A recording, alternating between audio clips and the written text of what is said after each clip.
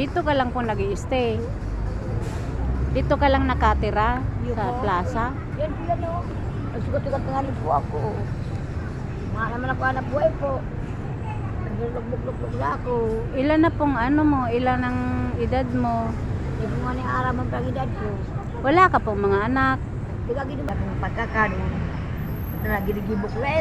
Ano nga pong pangalan mo? Cynthia, Cynthia? Austria. Austria. Taga Ginubatan Ginubatan ka. Albay. Ano po ako din eh. Ano maraming dyan?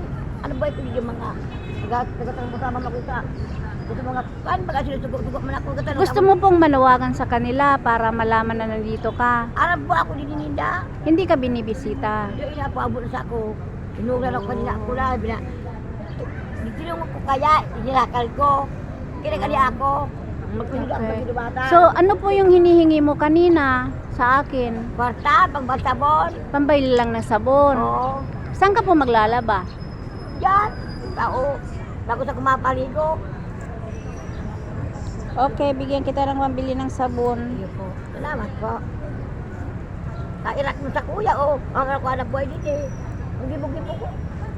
Pang- Anak mo rin po, nawala ko din baga. Pangbili lang po talaga ng sabon ang kailangan mo. Bahala na, mong bagat, pwede man, ano, oh. Hindi na. Nilagos ako po. Pakal ko ng pagkakan ko po. Na ano. Sige, bigyan kita ng pagkain mo. Iya po. Makangayak po sabon. Magabot si Susan, pinasikot. Okay, bye-bye. Hindi mo lang po ako. Okay, bye-bye. Ay, hindi ko lang nga nagpabaya ang sabon. Ibili mo yan ng pagkain mo ha.